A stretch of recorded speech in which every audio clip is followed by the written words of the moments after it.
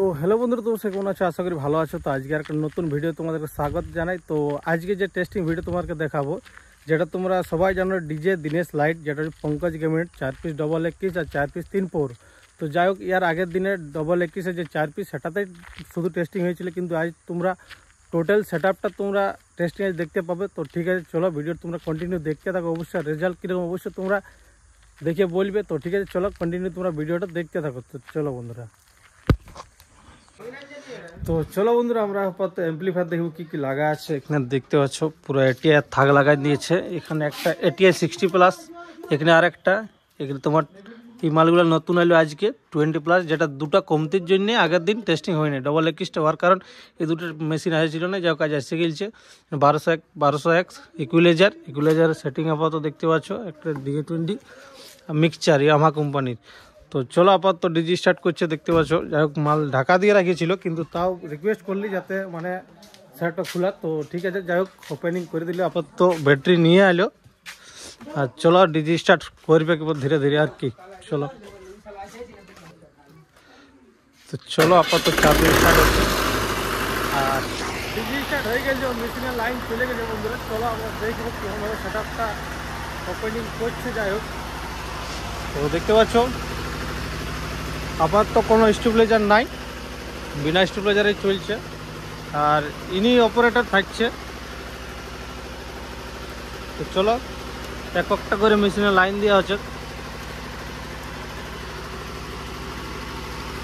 তো চলো আমরা একটা সেট আপের টিম যাবো। সেট আপে কীরকম বাজবে, কীরকম মানে টোটাল সেট আপটা কীরকম লাগবে অবশ্যই আমরা দেখবো। তো চলো,